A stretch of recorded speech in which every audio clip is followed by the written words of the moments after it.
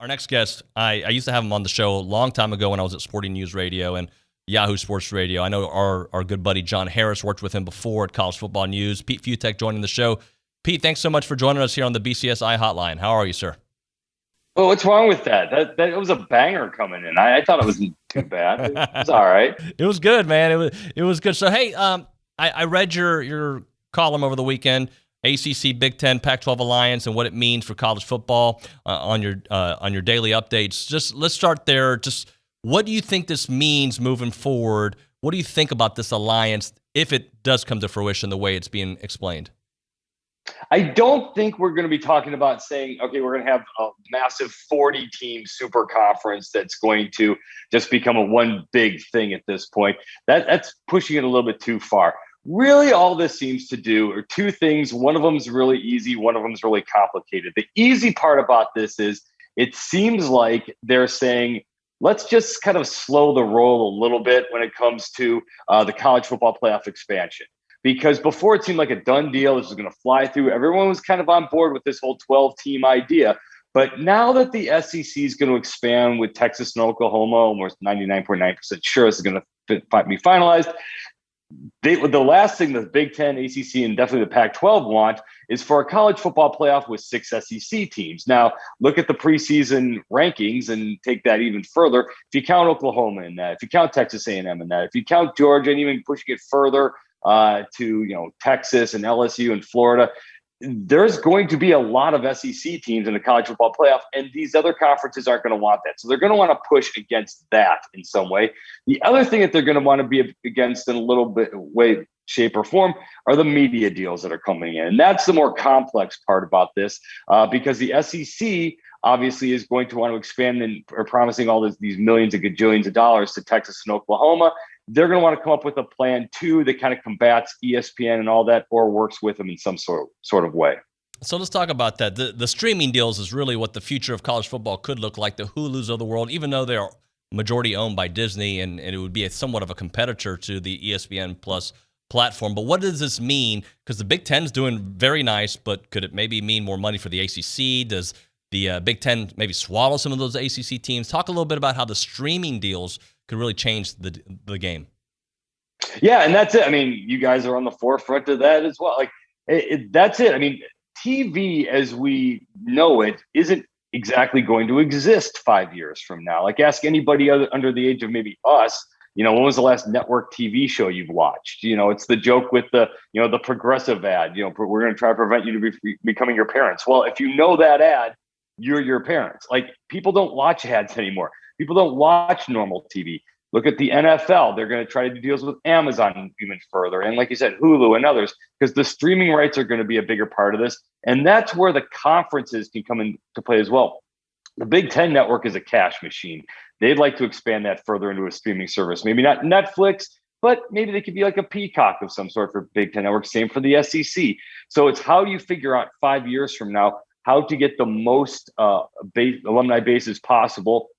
And with this deal, look, as great as what the SEC is doing, this deal for the Alliance, you got LA, you've got New York, you've got Chicago, you've got San Francisco, you got Seattle. Now, they're not all great college football towns, but you've got the media markets where you have the alumni bases from some of these other programs. Can you expand a little bit on slowing down playoff expansion? Because I thought maybe this would accelerate playoff expansion because, hey, the SEC's got so many teams already getting in. We need to figure out a way to get more teams in. But you're seeing the reverse of that because the more SEC teams in, the less pie for the rest of the conferences. There's two ways they're going to go with this. They're going to once do like they kind of did with the BCS days before all the college football playoff stuff and say, all right, we're going to do this expanded college football playoff, but all these big conferences share in the revenue equally. And the SEC is not going to want to do that, especially if it's got, 5, 6, 7 of the best teams in the country every year. The other thing that they're going to want to do is say, all right, maybe we put a cap on the number of teams that gets in and say you can only get 3 teams from one conference in at one time. The SEC is not going to be happy about that either. But here's where I think the SEC is kind of missing it a little bit. I think they're a little bit overreaching and thinking how important they think they are. Obviously, in your world, obviously in the southeast part of the country, SEC football is everything. It really does just mean more. it is the biggest, most important football conference in all of athletics. But people here in Chicago don't care about the SEC. People in LA don't care about the SEC, and vice versa. You know, the SEC doesn't care. Now, obviously, fans all everywhere are going to watch the big Texas A&M Alabama game. Are they going to watch Kentucky Ole Miss? Not really. But that's not really the point. If you're the SEC and you're trying to expand, you need a national base to get those gigantic TV dollars that's going to make this all worthwhile. And as we just said, the giant TV dollars might not mean much in the streaming world going forward. Pete Fiutak with us on the BCSI hotline from College Football News. So, Pete, do you see a scenario where the Alliance, let's say it all works out, they say, you know what, we're not going to schedule games against the SEC. We're just going to let you guys be over there, and we're going to take our pie and just play here? I don't know if they're going to go that extreme quite yet. I don't know if you're an SEC team, why you would want to play another Power 5 conference team going forward, especially, you know, if you've got these killer 2 new teams coming in. But it does just kind of I think what this does is it just kind of makes a big herd mentality against the SEC and try to slow the expansion down. The other thing it does for the Big Ten, I don't think the Big Ten ever loses Ohio State or Michigan. But let's say the SEC's got this right. Let's say they do have the model. Let's say they do want to expand further. Clemson and Florida State don't make a whole heck of a lot of sense because it doesn't expand the footprint of the geographic area of the SEC. If you're the SEC thinking, where's that next expansion going to come from? You want LA.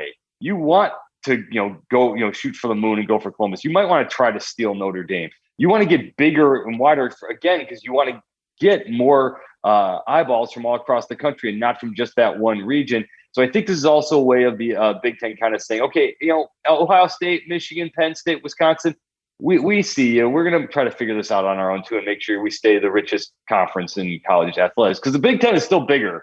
I mean, the SEC is more important, obviously better at football, but in terms of revenue and dollars, alumni base, geographic reach, the Big Ten is still bigger for the moment. Do you see the SEC having a counter move if this does come to fruition? Do they say, all right, well, or are they like, look, we're just going to do what we do. You guys do your little alliance thing? The one thing about this that they could do, and we'll see where this goes depending on if there really is any pushback when it comes to the college football playoff, is that the SEC just says, look, you do your college football playoff. We've got the best teams. We've got we have 4 of the 6 best teams in the preseason. Okay, so if Ohio State wins some sort of college football playoff thing that doesn't have an SEC team in it, what does it really mean, or what does it really matter? We might just go, you know what? We are going to take Clemson. We are going to take Florida State. We're going to expand a little further. We're going to get to 20. We're going to get to 24. You know what? Oklahoma State, come on in. We'll get we'll move out a little bit further that way. Maybe even Kansas to expand to get to Kansas City. We'll figure it out and get even bigger from there. And we're just going to create our own self-contained entity. I don't think that'll happen. I think it goes against what the SEC is going to want in terms of just being really, really big. But that is a little thing. I think you're going to see a little bit of infighting when it comes to this. Who's the marquee team in the Big 12 moving forward? Who's the team that if they can keep, they're like, is it? I mean, it's not TCU. I don't even know who it is. Don't think about it in terms of sports. Think about it in terms of the business side of this. And in the business way, it's Kansas, because Kansas has a bunch of things. Now, first of all, don't dismiss the idea that Kansas football not being good is a positive. Like, you're not seeing SEC coaches being like, oh, yay, Texas and Oklahoma. Big Ten coaches were like, oh, okay, Rutgers and Maryland. Okay, cool. Basketball hasn't really factored into this, but it does mean something. So Kansas is a part of this. You do have the Kansas City market. You do have a massive alumni base. And for the Big Ten, they care about this thing called the AAU. It's the American Association of Universities or something. I think I botched that. But it is a certain level of research and funding of a university. All the Big Ten teams are like at that tier. Only a few of the SEC teams are. Kansas is one of those schools that is at that level. So it does fit in that way. Natural rival for Nebraska in kind of a geographic sort of way. So Kansas would probably be the one in that group that would make the most sense going forward. Big picture, when do we see playoff expansion happening, and what happens to the NCAA here in a couple months? Yeah, I think shockingly, I think NCAA just blows right through this, and the college football playoff goes forward in 2 or 3 years whenever they can figure it out. They're going to, with this new deal, with Texas and Oklahoma joining in, ESPN is going to want to quickly readjust their media deals as fast as humanly possible. They would have loved to have had Texas A&M in last year in some way. You would have loved to have had Georgia, and you would have loved to have the other big teams in there, to make it a bigger, better college football playoff. So I do think it's going to happen sooner or later. In terms of the NCAA, it's going to still be around. They still got to deal with the Olympic sports. They still have another function that they have to deal with beyond just football. Still the NCAA tournament for basketball. You still have to deal with the soccer and the volleyball and all the other sports that the NCAA are involved with. But what they are not going to be involved is necessarily in enforcement and really more in the business side of deals with football, because especially with name, image, and likeness changing things up a little bit, that's going to be more on a conference by conference basis than it is going to be by the NCAA. Pete Fiutak with us here on the BCSI hotline. Pete, I want to ask you about A&M and your thoughts on what Jimbo is doing here. We here in College Station obviously are very excited about this season. We think this could be a special one. How do you see it playing out for Texas A&M? Absolutely. Why? Look at your schedule. You get Alabama at home. You can afford the one loss maybe, and still be. I still fight that Texas A&M was one of the 4 best teams at the end of last year. This year, if your one loss is to Alabama, it's close, and Alabama's a killer again. Maybe this is the year to get into that 4. But certainly everything else is in place. I know the offensive line, as you mentioned, the come in has got a little bit of time needed to come together, but there's talent there. Quarterback situation will come into play. Everything else is there. The defense will be great. The skilled guys are in place. The one thing A&M is going to have to prove it can do, and it might have to do that against the Kent State team that is, you're not going to lose to Kent State. You beat them easily, but they are going to bring an offense. And what A&M is going to have to do is prove that when it does break out of its controlling shell, that works. That style of slow and go works. When they do have to step it up and put their foot on the gas and start to score in bunches, they got to prove they can be a little more explosive. But other than that, this is one of the 4 or 5 best teams in college football going into the season. There's absolutely no reason not to shoot for at least the college football playoff. We have a series where we're breaking down the 21 top players at Texas A&M today. Number 5, Jalen Watermeyer. Just your thoughts on what he means to Jimbo's offense and also to the young quarterback, whoever it may be. Yeah, think about what the tight end means to the Jimbo offense. I mean, after years of Kevin Sumlin where it just didn't matter, now you're quickly becoming a tight end here very fast. And obviously, the playmakers are there. I mean, the guys are there to make the new quarterback shine no matter what. And when you have a safety valve like him, when you have a tight end of that caliber, you see what that does for any sort of an offense, especially now at the collegiate level where the passing game has ramped up so much. He's one of the best in the country, if not the best, coming into the season. Pete, I'll ask you the question we asked our audience today, and maybe I'll give you some time to think about it, but name a player that you were initially wrong about. So, like, some people in Houston were obviously very wrong about J.J. Watt. Could it be maybe Kellen Mond you were wrong about? Is there somebody in college football history that you look at like, man, I didn't think this guy was going to pan out, or vice versa? You thought they were going to be great, and they weren't? At the next level? Or just even here collegiately, just whatever. Go on to the NFL? Sure.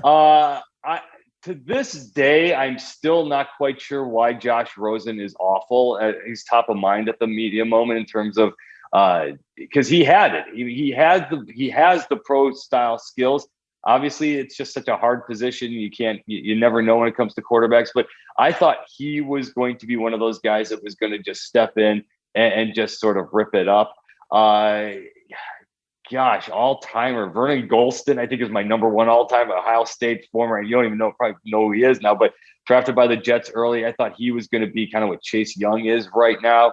I never thought, for example, deep in your world, I never was a Johnny Manziel guy at the next level. But to flip it around, I never thought Baker Mayfield was going to be that great. I'm a heightist. I think I kind of like my quarterbacks to be 6'5", 240 and being able to move. So I never thought Baker Mayfield would be that great. Pete Fiutak, College Football News. Pete, we appreciate it, man. Hope to do it again soon. Anytime. You have a great one. You too.